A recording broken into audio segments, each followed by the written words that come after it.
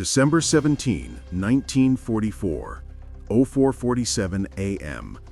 A frozen forest road outside Stavello, Belgium. Snow explodes against the windshield of a Panther tank as its 45-ton hull smashes through another American roadblock. Inside the turret, 29-year-old SS Obersturmbannführer Joachim Peiper doesn't blink. His eyes burn red from 3 sleepless days and nights.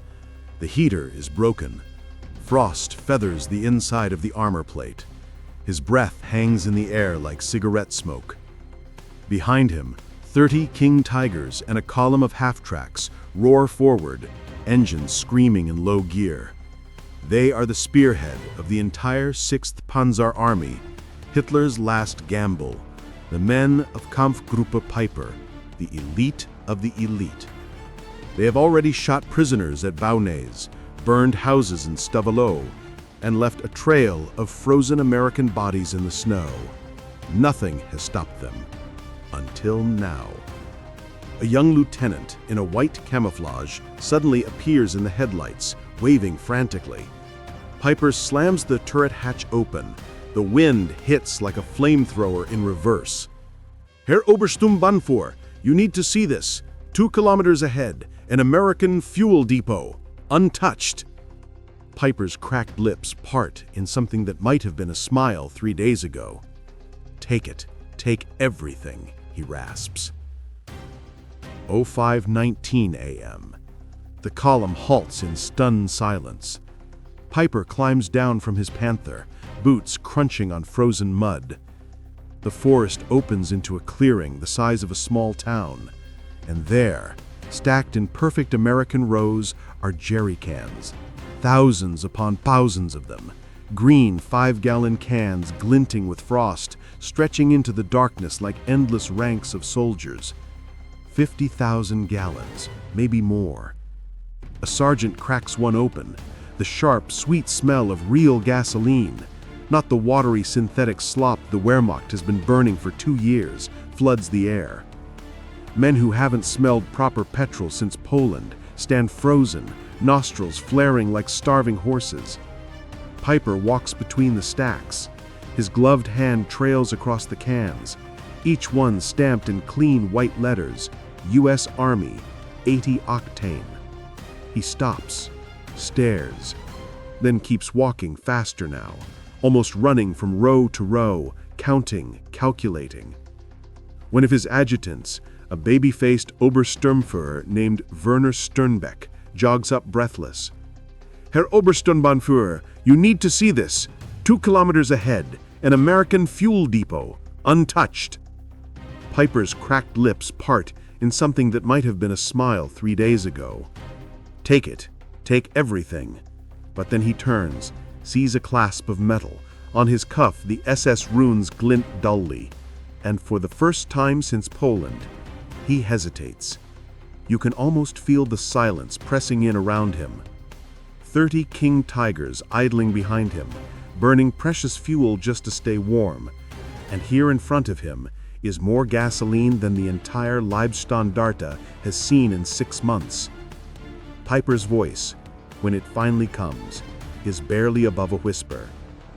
An army that leaves this much behind doesn't need it. Sternbeck blinks. Sir? Peiper turns. His eyes are dead. Burn what we can't carry. The rest, leave it. Then he walks back toward his Panther without another word, leaving his officers staring at each other in confusion. Because the most feared Panzer commander in the Waffen-SS has just seen the future, and it's not German. 05:41 a.m. Flames begin to rise behind the column. Black smoke coils into the pale dawn as Peiper's men torch the excess fuel they can't haul.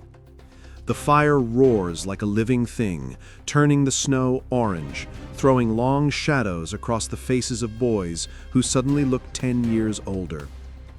Peiper stands alone on the turret of his command Panther, LSSAH 101, watching the inferno. The heat reaches him even here, a cruel mockery. His driver, Hans Siptrot, climbs up beside him with a steaming canteen cup. American coffee, Herr Obersturmbannführer. Real coffee. Found a whole crate. Piper takes it without looking.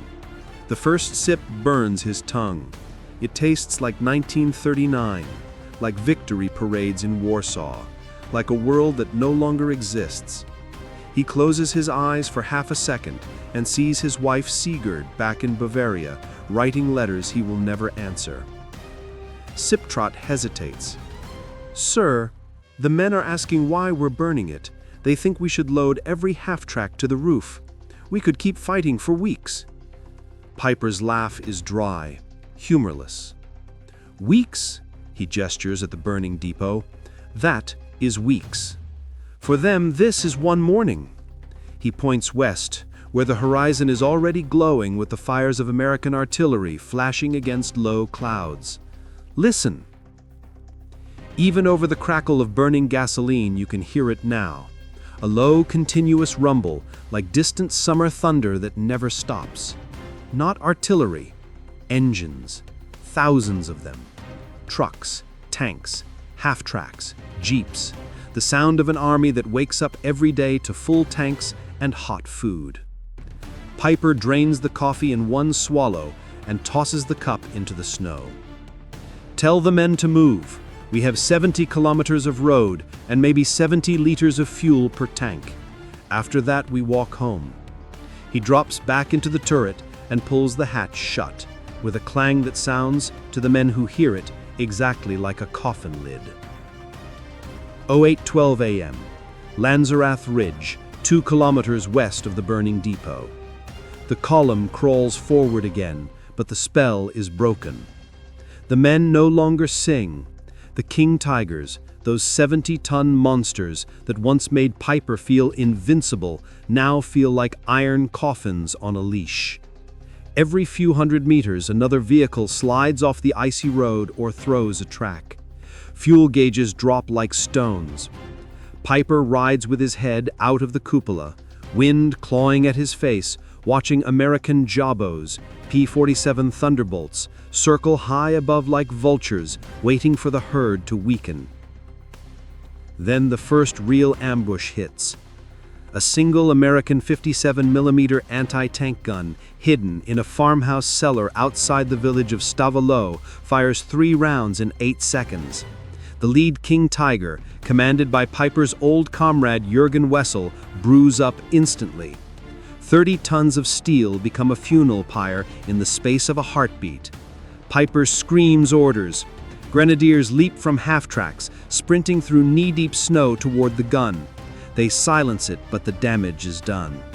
2 more Tigers are already burning from bazooka teams that melt back into the forest like ghosts. By noon, they have advanced only 9 kilometers since dawn. Piper gathers his company commanders in a bullet-pocked barn. Maps are spread across a blood-stained table. A wounded American lieutenant, hands tied, sits shivering in the corner, watching them with wide, unafraid eyes. Piper's finger absently traces the route to the Meuse River, still 55 kilometers away. "We are burning 8 liters for every kilometer," he says quietly. "At this rate, we reach the river on the 23rd, with empty tanks and no infantry left." One of the younger officers, a fanatic named Rolf Reiser, slams his fist on the table.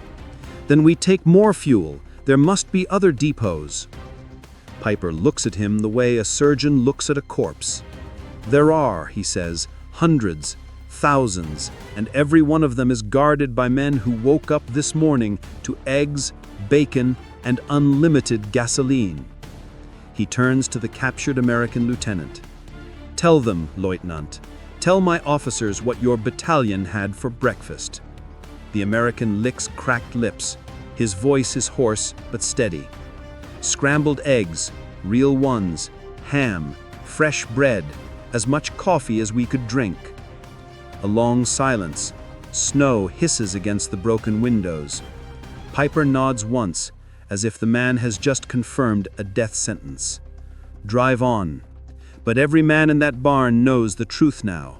The fuel they burned this morning wasn't just gasoline, it was hope. December 19th, 1944, 23:47 p.m. A nameless ravine outside La Glaise, Belgium. The column is no longer a column. It is a graveyard of steel. 23 king tigers and panthers lie scattered across the narrow valley like gutted whales. Some still burn with a dull red glow. Others sit silent, hatches open, crews vanished into the darkness on foot. Ammunition is gone. Food is gone. The last working radio is gone. Piper stands on the frozen corpse of his own command tank, LSS AH-101, staring down at the fuel gauge. The needle hasn't moved in hours. It is pinned on empty, exactly where it stopped at 1914. Around him, the survivors, fewer than 800 now, huddle in the snow. Their greatcoats are white with frost. Their eyes are hollow. A few still clutch their rifles like talismans.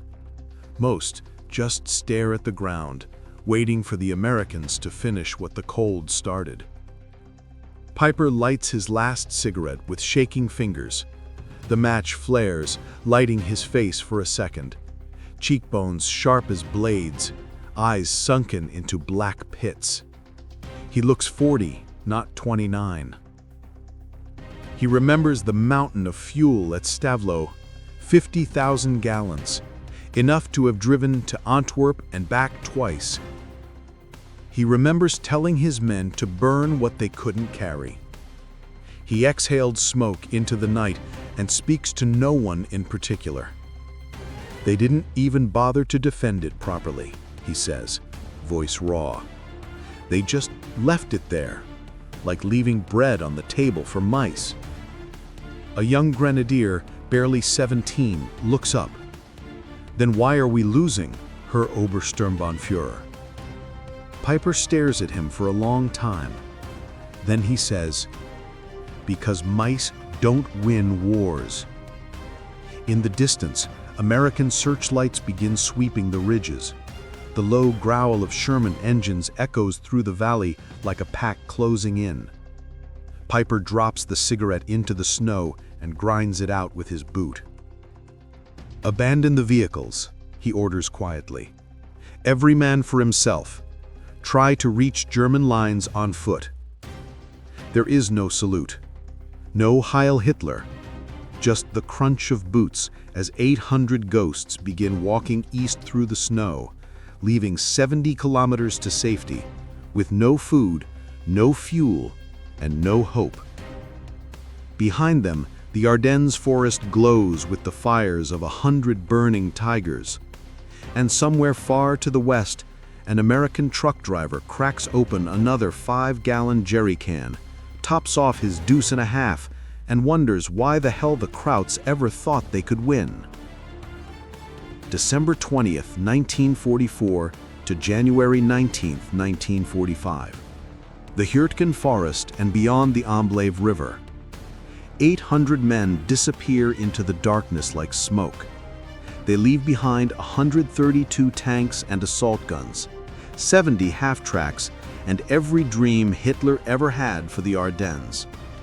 The snow swallows their footprints within minutes. American artillery begins walking the valley floor, turning the abandoned machines into scrap. Piper walks in the center of the column now, no longer riding in front. His knight's cross bounces against his chest with every exhausted step. He has not slept in 6 days. Frostbite has turned his ears black. Every breath is a knife. Behind him, the men no longer march in formation. They stumble, fall, crawl. Some simply sit down in the snow and wait for the cold to finish them.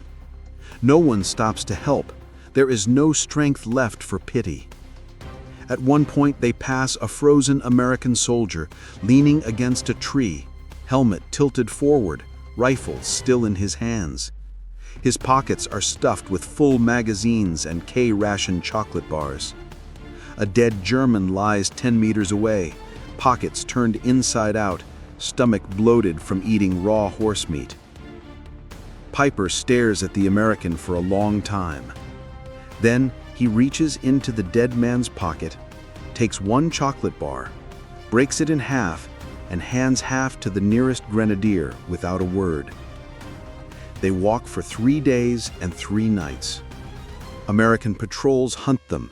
Civilians betray them. Belgian farmers shoot stragglers from barn windows. By Christmas Eve 1944, only 770 are still moving.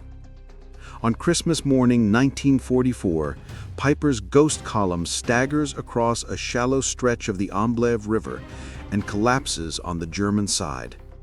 Forward observers from the 82nd Airborne watch through binoculars and decide not to fire. There is nothing left to kill.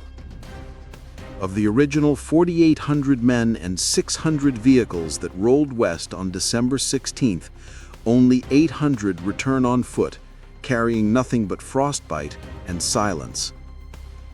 Piper is the last to cross the river. He turns once, looks back at the white wasteland that swallowed his comp group, and says the sentence that will follow him to the gallows. "I have seen the future, and it runs on American gasoline." Years later, at the 1946 Malmedy trial, American prosecutors will ask him why he murdered 84 unarmed prisoners at Baugnay's crossroads. Piper will look straight at the judges and answer, "Because on the morning of December 17, 1944, I already knew we had lost the war, and I was angry." The courtroom will fall silent, because every man there, American and German alike, knows he is telling the truth.